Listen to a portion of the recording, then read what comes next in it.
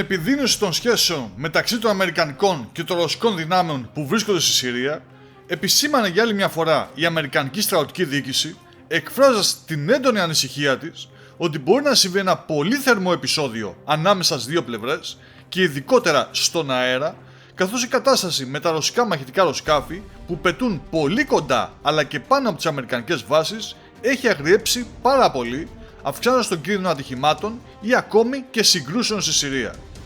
Τον κόδωνα του κινδύνου έκρουσε αυτή τη φορά ο υποστράτηγος Αλέξιος Γκρίνκεβιτς, διοικητής των αεροπορικών τμήματων των μειχτών δυνάμεων της κεντρικής διοίκησης των ΗΠΑ,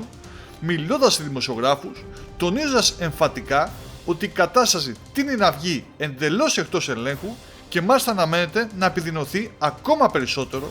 και δίνοντας ως παράδειγμα ότι ακόμα και σήμερα το πρωί υπήρξε ένταση, καθώς ένα ρωσικό αεροσκάφος μπήκε στον αεροχώρο των Αμερικανικών δυνάμεων, κάτι που συνέβη και χθες όπως και προχθές, αφού τα ρωσικά μαχητικά συνεχίζουν να παραβιάζουν τα πρωτόκολλα αποκλιμάκωσης στη Συρία πολλές φορές την ημέρα, θέτοντας τις δυνάμεις των ΗΠΑ σε κίνδυνο.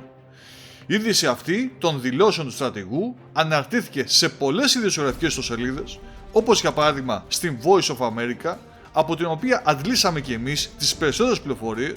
και έκανε ιδιαίτερη αίσθηση αφού υπήρχε η ελπίδα ότι τώρα με την αποστολή των υπερσύγχρονων αμερικανικών μαχητικών αεροσκαφών F-22 η κατάσταση ίσως να ηρεμούσε.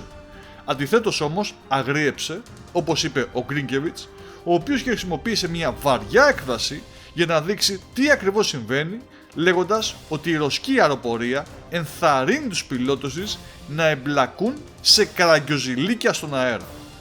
Βέβαια, είχαμε επισημάνει ότι η αποστολή των F-22 στη Συρία, ειδικά αφού υπάρχει η ένταση της Ρωσίας με τις ΗΠΑ για τον πόλεμο στην Ουκρανία, το πιο πιθανό είναι να αυξήσει ακόμα περισσότερο τις πιθανότητες για ένα ιδιαίτερα θερμό επεισόδιο στον αέρα, που ίσως να είναι και το σπίρτο για μια ολική ανάφλεξη στην περιοχή.